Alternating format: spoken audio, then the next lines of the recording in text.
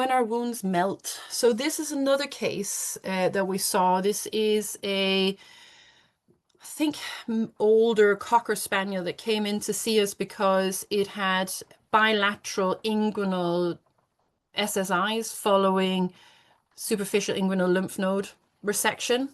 Um, and the vets were like, we don't know, we've never seen anything like this before. We don't know what's happened. Please, can you help us? And we're like, absolutely, come in and see us. And I saw it and I was like, oh no. But as you can see here, there's a lot of tissue that's dead. I'll see if I can find another picture. So here you can see it a little bit better. So this is one side of it, but it had a wound like this on either side, and it was connected underneath the penis, so both the holes, so we could basically see through it. So that was a bit of a nightmare. We debrided it. I think this was the first case, was it, Holly? Georgie, sorry, that we used it for? I think this might have been the first one. I think so. Wasn't it? I think so. It was Yeah. one of the first, I think. Yeah. Yeah, I think this was one of the first ones. So we debrided all of this because if it's dead, it's dead. We didn't own the unit ourselves, and so we didn't have it in house. So what we did initially is we did a tie or bandage. And although I don't want to be known as the tenor lady, I am known as the tenor lady at work. I don't have to use them myself, but the amount of times I go to Sainsbury's or send somebody down to get some tenor ladies is nuts. I like to use them for very exudative wounds. The night tenor ladies ace. When you look at the human literature, using products, so hygiene products, is also used on the human side because they are sterile in nature when you use them, and they use them for that as well. Nappies you can use as well, but they bend around in weird ways and they're difficult to fit on. This is ace. It just fits on. So I've popped that on overnight. We'd already called Georgie and said, can I have this unit for tomorrow? She said, absolutely. We'll send it overnight. And we got it the next day and we did his wound in the afternoon. So what we ended up doing for this lad was we, again, because it went underneath, and there are some units, or we could have gotten two units and put one on either side, but because it was connecting, what we elected to do was debride all of it that needed to be debrided. We closed one side and then we used the other side as our egress wound, basically. And so I put the foam underneath, and the foam actually went from that wound that's been closed on one side underneath the penis and all the way over. So I've stuffed it in there. Um, and then I needed to place that cling film. But you can imagine placing that cling film because the cling film has to apply over the other wound as well. Otherwise, we might end up with air being suctioned in that way. So I had to cover all of that, but then the penis is in the way because this is a male dog. So what to do? Well, we got our stoma paste out and we put the stoma paste all the way around the prepuce, cling the film down, and then cut a hole for the penis so the penis or the tip of the prepuce and where the penis could come out. So that worked really well. We were a bit surprised that that worked well, but it worked a treat and there was no leak. It was brilliant. So I'll do that again anytime. So stoma paste every day, every day. I think we applied it once or maybe twice. I think we applied it once in this dog. And as you can see as well, there was quite a bit of swelling and everything else going on. But as soon as it was cleaned up, we then took it off, and then that's picture on the right-hand side. You can see me lifting the penis up so you can see that hole in. But that's brilliant granulation tissue. And that took us 3 days where the patient was up and about. He could go out for walks. He could eat, which he hadn't done in days. He didn't need daily anesthetics, which he would have before, because just changing that to bright, it wasn't great. But this way, we got our granulation tissue in 3 days. We then did secondary closure, so we closed it. But because there was a big defect, I did put in a Jackson Pratt active suction drain just to kind of close the defect down as much as possible, get rid of some of the seroma that would develop as we got our scar tissue and more granulation tissue in there, just to close it down a bit. And then that was removed. The dog went on to do a full recovery.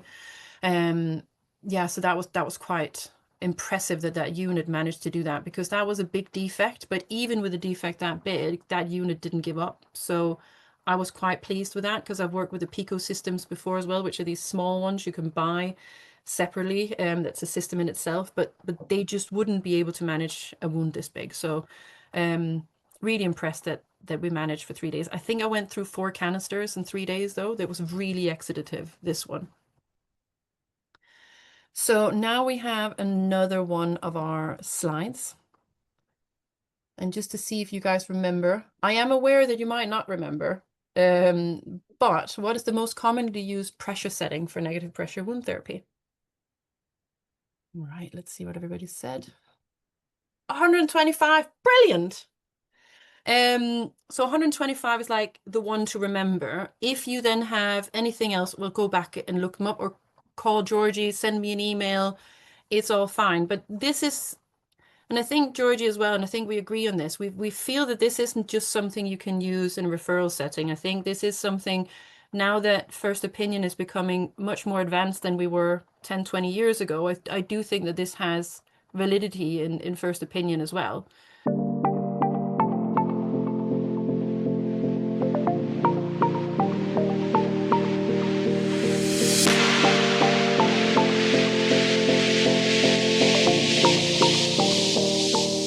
This is little Fern, and normally I use different names for patients, but not in Fern's case because she is one of our team's dog.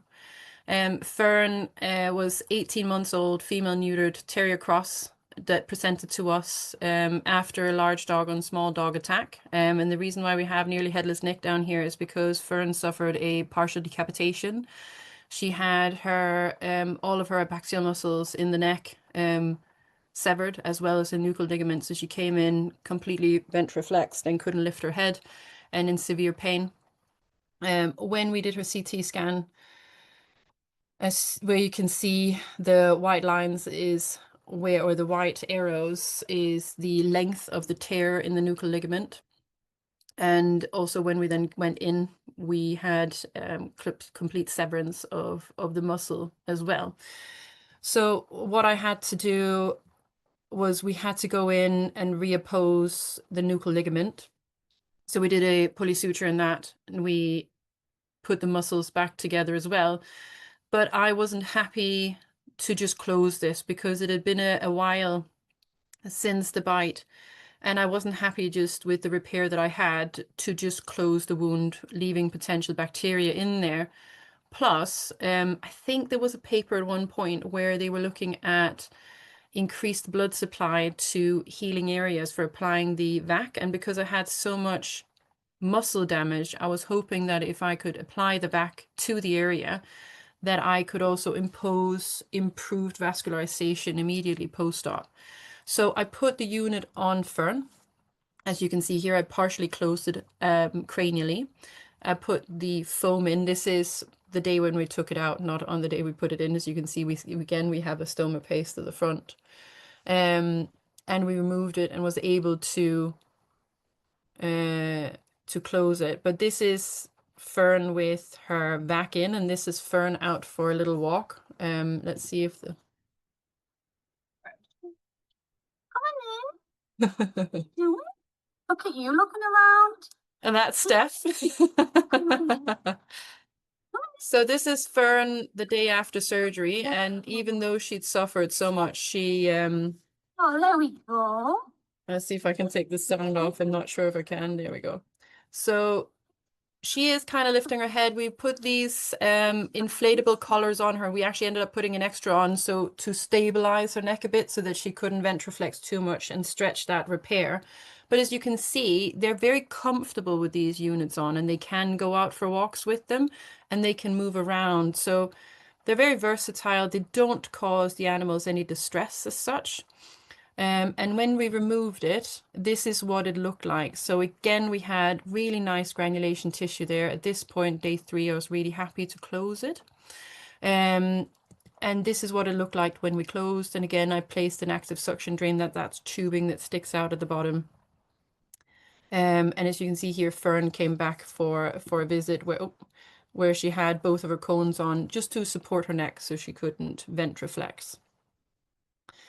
She went on to do a full recovery. So this is her at home when she was discharged with her active suction draining. And the reason why she's gone home with an active suction draining is because, as I said, the owner was an RBN that used to work with us.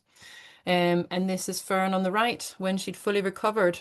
And I say fully recovered because she has physically fully recovered, psychologically not so much. She's still very scared of the world, but she's gone to make a full recovery. And I'm just about to read the proof on the case report for her because we couldn't find any evidence of how dogs would do with partial decapitation. Because we wanted to give the owner an idea and we just couldn't find anything. So this is little Fern, who is also a good story, and there was no infection. So again, I use this a lot for bite wounds. This is an extreme bite wound case, but it combines two things. It combines the bite wound and infection side of things, as well as trying to impose a bit more vascularization in the area, especially because we don't have barium chambers and all these kind of other things that they do in some of the referral centers in the States. So I think as well that I might use it in another case where I'd like more vascularization in the area, just because it probably doesn't hurt, except money-wise. But again, from a managing side of things, when you have a dog that has a wound that's very exudative and you need to GA it or sedate it every day and change the bandages, from our side at least, I think it actually ends up a smidgen cheaper to put the vac on them and have it on for 3 days than it does to knock them out every day and to change the bandaging every day. Plus, it's kinder on the patient. They can get the nutrition they need. And also we can back off a bit. A lot of these patients that I've shown you have been trauma cases and they are traumatized as well. So just to allow them for us to back off, because there's nothing worse than when you come in the morning and there's a soaked bandage and you have to deal with it and the patient's super stressed out, but this doesn't do that. So I really, really rate these systems. So to round off, you can order these systems. Either, I'm sure you can buy them as well through Georgie if you want to, but if you don't want to buy them, you want to try them out, or you just want to try them for one case, contact Georgie and say, I have a case. Is there any chance we can get one of these units sent to us? We're not quite sure what we're going to need. She's happy to help you. If she's not fully sure, well, I've never had her not be fully sure because she guides us as well. And I think there's some more questions, and these are definitely meant for you, Georgie, about how you can order them and all these things, which we're going to get into just in a second, because I'm just going to go through the toolbox and then we're going to get back to this slide about how they can get their hands on these systems. But there's a QR code there. This slide will come back up again. So I like to just send you home with a toolbox. I don't like things, this is what it has to be or this is not. So the way I've learned a lot of things, surgery, I want to say medicine, I'm not very good at medicine, but you need to have things for your toolbox. You need to have things where you can draw from. This works for me. This is something I like. I put that in my toolbox here. I've learned something from somebody else. I put it here. So for my toolbox that I'm going to give to you to add to your own toolbox is stoma paste or strips. Please just get it. It's not very expensive overnight. You can also staple the foam in, and I actually forgot to point this out. Let me just see. So in Fern, if you have a good look at this image, you can see that at the edges, I've put staples between the foam and the skin, because when I applied this, it wasn't a very deep hole, so the foam kept popping out. And what really helps is just to staple it down. Doesn't make any difference, but it keeps the foam in place, and then you can place your dressing over it. So staple that foam down if you need to. If it won't stick in, then you can just get a stapler, staple it in place, and then it holds there so it doesn't ping out when you're trying to place it. Partial closures, as we saw in the cat and as we saw in Fern and the penis dog. That will kind of help us to get that closure that we need so we don't go over structures that can't get around. Push that film down when you turn the machine on. Don't turn the machine on and then push it down. Hold it tight. Once you're ready, tell your assistant you're ready, and then they can start the machine. That way, you're less likely to get any leaks or any creases in your dressing. Keep the canister upright. We had to learn this the hard way because we had a canister that we then had to discard, and we were only down to one, so I had to panically call Georgie and be like, please, please, please, please, please send me more canisters because I need them. And then feeding tubes. And this in generally goes for our wound cases. A lot of them are very sick. So if they aren't eating very well, put a feeding tube in them so that in between the GAs, you can get them that nutrition that they need. And just be aware that a lot of these guys will need extra nutrition than any other dog would, because they are excreting a lot. They probably have albumin loss as well. And they are using a lot of this energy to heal.